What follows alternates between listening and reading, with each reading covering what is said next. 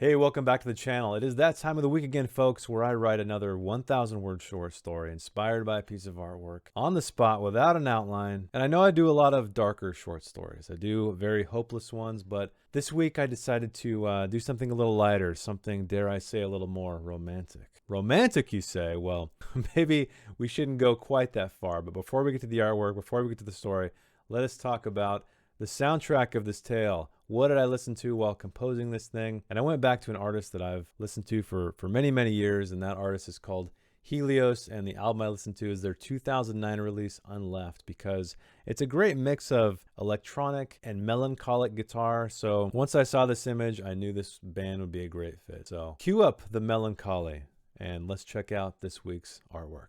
This week's artwork is titled The Last Rays of Sun. It's by an artist named Benoit Roche, a 2D Viz dev artist and background painter from France. I've been doing darker work as usual, so I thought I would challenge myself again and tell a little bit of a lighter story. And so that is why I chose this artwork. Let us take a closer look. So we have a view of a field, and there's rolled up hay on it, but there are two kids. There's a boy and a girl is on top of one of these hay rolls, and she is helping the young boy up. They're both wearing backpacks, and so I'm assuming they're coming home from school. And there was a bike leaning up against the hay roll that they are trying to climb onto. So it's an interesting view. We see a lot of foreground elements that's blurred out, these bits of grass and wheat. And we can tell the sun is setting, but it is out of frame. And again, I really love that aspect when elements like that aren't in the frame, because it kind of just directs your eye even though it's not quite there. It's a focal point without being a focal point on the actual page. So I'm not sure what these two kids are going to get up to. I don't know if it's going to be just a nostalgic tale, probably, assuming the fact that I'm not a kid anymore. But thank you, Benoit, for this artwork. Hopefully I do it justice with a story. So with that said, let's see what I came up with. This was the spot. In some ways it had changed. Most of the alfalfa was gone, replaced with sprouts and stalks Will didn't recognize. In other ways, it was exactly the same, like the sky, still full of blanket blues and pillow whites, or the sun, lounging on the edge of the world, unashamed of its glory. But he'd changed so much, except for the memories that had brought him here. Here was a field he remembered well. His only companions now, the weevils and aphids, nibbling on what would soon be harvested and coiled into giant rolls of hay, to sit under the precious sky. If only he could fly. What was he going on about? A child's mind that had gotten him into much trouble over the years, yielding many regrets. One towered over the others. He uprooted a weed and rolled it between his fingers. Its seed spread as if awakened and flew. Not much of a breeze, but those seeds were determined. They didn't make it far, but far enough. Right over to a patch of dirt, still damp. A mud so thick he'd almost lost his boot. Those seeds settled into his boot print, aligning themselves like tiny crop rows. And you said I had a black thumb, Will said to the ghosts. He waited, hoping for one in particular, one who called those hay rolls cinnamon rolls, that were freshest right before the sun dipped down, because it wasn't too hot or too cold. And there she was. Like Goldilocks, Billy said to her. She was like Goldilocks, with her hair all yellow like the hay she stood on, with her face all pretty and smiling. Just right. Huh? She asked, letting her backpack slip from her shoulders, which were just right too. He would have touched them if he was up on that hay roll with her, if he had the courage. Not too hot, not too cold, he said. Goldilocks. Billy James, I don't know what you're going on about. Don't call me that. You sound like my mama. She looked over her shoulder as the sun lowered through the clouds, glazing them with that golden frosting. Her ponytailed hair captured that light, and he'd never seen a prettier girl. Remember when we used to play house? She asked. Back when we were little? That old shed in your backyard was our mansion, and the horse trough was our Olympic-sized pool, where your black thumb failed the crops? He looked at the ground and kicked the stone free. Don't say it so loud. Billy James, are you afraid of the world learning that you played house with me at 6 years old and that I thought I would be the wife and you would be the husband? But you got all weird when I tried to kiss you? When you came home from work and insisted that I was your mother and not your wife? He knelt beside the bike they'd ridden here and squeezed the front tire. I think you've got a flat. Don't you change the subject, Billy James, she said. I said don't call me that. You're the one who wanted me to be your mother, and you said that's what she calls you. I was a little kid. She looked down at him with her hands on her hips, ponytail still alive with the sun. Her cheeks were rosy in the right places, and he felt his own turn red, probably in the wrong places. Okay, she said. He kept squeezing the tire as if it would tell him what to do next, give him a sign. Maybe a genie would pop out of the valve and grant him a wish to wish himself out of here. No, that was stupid and didn't make sense. You going to come up or pinch that tire all day? She asked. It's almost time. She faced the setting sun, which outlined her, and he saw shapes he'd never seen before. His cheeks burned. He put his face to his shoulder as he tried to climb the hay roll so she wouldn't see. All his attempts left him with nothing but handfuls of hay. She cocked her head at him. Never too old for Mommy's help, huh? Shut up, he said, and immediately regretted it when her smile faded. She squatted and held her hands out to him, then shook them when he didn't give his to her. He finally did, and planted one foot on the hay roll as his other left the ground. Her head was thrown back with effort, exposing her neck. His open mouth went dry. Why, she said through gritted teeth, didn't you leave your... She heaved him up onto the hay roll and he tumbled on top of her but quickly rolled off with his arms windmilling for balance. Backpack, she said and grabbed his arm, steadying him. He stammered something and she shook her head at him, her smile back. It's time, she said and plopped down, cross-legged. He sat beside her. You still have your backpack on, silly. She slipped the straps off his shoulders, and it was like his whole body electrified. They sat there in silence for a while, just watching the sun. It distorted the horizon like it was covered in plastic wrap. Birds took flight off a power line. She elbowed him on the arm. I know who Goldilocks is, you know. He nodded. I know, I was just... Just what? He shrugged. You smell the cinnamon? She sniffed the air, and when she brought her head back down, it rested on his shoulder. He turned into a scarecrow. How about now? She asked. He couldn't separate his lips. You in there, Mr. James? Mr. James? He sputtered. That's right. Oh, okay then. Only the sun's crown crested the horizon. Going, she said. Going, and... From across the field of decades gone by, Will caught a hint of cinnamon and said, Gone. Welcome to the Interviewer. I am so glad you made it. This is where I talk about my final thoughts, what I liked, what I didn't like, and maybe what I learned. So let us take a gander. Let's take a look at this bittersweet tale that I've created here of a man who is reminiscing about a past. Strangely enough, it didn't start out that way.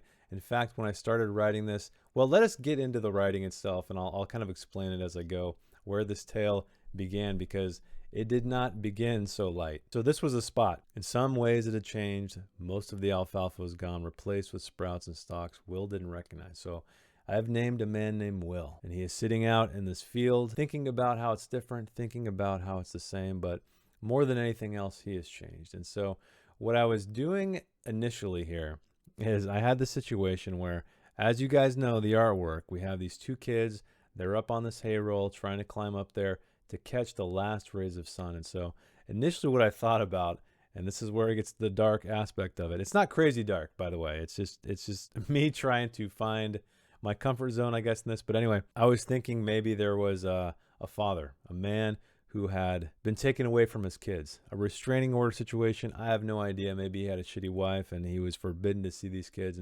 But maybe he took them out to this magical spot to check out the sunset as it goes down. And because he can't see them anymore, or at least until they're adults, at least in this strange concoction of a situation that I've come up with in my head, he hides in this field just to observe his kids because he knows they go there for tradition because they've always loved it. And so he was going to go there and observe his kids from afar because he wasn't able to see them. But it didn't turn out that way. It turned out to be kind of a flashback story, and I'm glad I didn't go that way. I think there would have been something interesting to say there, but this one felt right, I think, at the end anyway. So I think the main thing about writing craft in this story is about flashbacks. Now, I know those are frowned upon. In fact, the story, or the technique, I guess, was inspired by a book I've talked about many times on this channel, and that is Saul Stein's Stein on Writing. I've read it probably 2 or 3 times. It's one of the first books I ever read on writing craft, and so it's really stayed with me, right? It's been one of those things that I revisit from time to time, and he has something very specific to say about flashbacks. First of all, he says don't do them, right? The story should feel an immediate action as if it's unfolding before our eyes.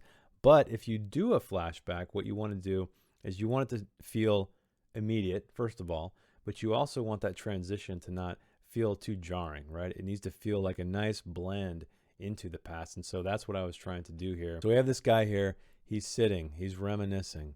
And so what I did is I did it in a couple ways. The first way is that I changed his name.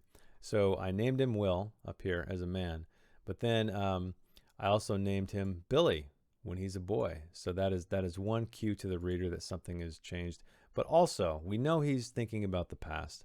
And he's talking about how, right here, and you said I had a black thumb. So he's talking to somebody. We don't know who it is yet.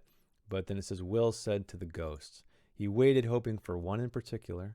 So we're identifying one person here. One who called those hay rolls cinnamon rolls that were freshest right before the sun dipped down because it wasn't too hot or too cold. And there she was. And that's the transition point. And if it wasn't clear, there's Billy, right? Billy said to her, like Goldilocks. So that's the transition from it wasn't too hot or too cold. He sees this woman. We're in the past. We're in the flashback. And this begins the conversation between these two kids. The younger him, Billy, and then this other girl who I actually never named. And I think that's kind of interesting. But as you know, this story is about these two kids. They're just out there to see the last rays of sun, as the title implies. But Billy has a little bit of a crush on this girl here. And she's kind of playing with him, right? She's making fun of when they were kids playing house together, and he didn't want to kiss her because he wanted her to be the mother and not the wife, because he was a little scared at that prospect of kissing a girl at that age. And so you can tell here he's embarrassed. He's looking at the ground. He says, "Don't say it so loud." And of course, she comes back with, "Billy James, are you afraid of the world learning that you played house with me at 6 years old?" And so on and so forth. And he still continues to try to divert the conversation to something else when he goes down to the bike. I think you got a flat. And she obviously interjects or responds with, "Don't you change the subject, Billy James. I said don't call me that." But anyway, the cinnamon roll thing is an interesting carry through, and you'll know that ends the very last line, I believe. That's the very, very last line, so it is the end of the ending. But I was trying to create this situation where these two kids, the girl knows what's up. She's kind of toying with the boy, because, you know, boys are generally more shy about this, I would say, and definitely less mature. And I have these small hints, right, that he's into her, about talking about how he would have touched her shoulders if he was up on that hay roll, if he would have had the courage even. But I'm a little bit more obvious as well in parts when he says she's the prettiest thing he's ever seen. And I was trying to create that kind of that southern kind of country way of speaking, not go crazy with it, but something that was reminiscent of the picture we see before us, somewhere out in the Midwest, the South perhaps. But finally she pulls him up onto the hay roll, and it's time, she says, and he sits right beside her. And this is when the scene kind of starts quieting down, right? She's prodding him a little bit less. She's kind of leading him in a way, and she finally agrees. She was, playing with him the whole time. Of course she knew who Goldilocks was, but I know who Goldilocks is, He nodded. "I know, I was just what?" He shrugged. And here's the cinnamon roll callback from the very beginning. "You smell cinnamon?" And he turns into a scarecrow because she rests her head on his shoulder, and that is when things are about to get spicy. A little bit anyway. Another cue here for her leading is when she calls him Mr. James, which presumably is his adult name, and he knows that, right? He's taken aback by Mr. James, and he's like, "That's right." It's like, "Oh, okay then." Like he knows what's coming, and then finally the sun is dipping down.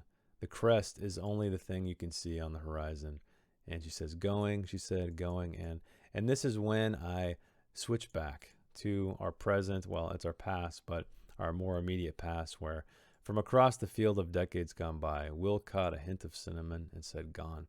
And one thing I didn't want to do is when I first wrote this, before I actually went back and edited it, I had the kiss. I had it happen.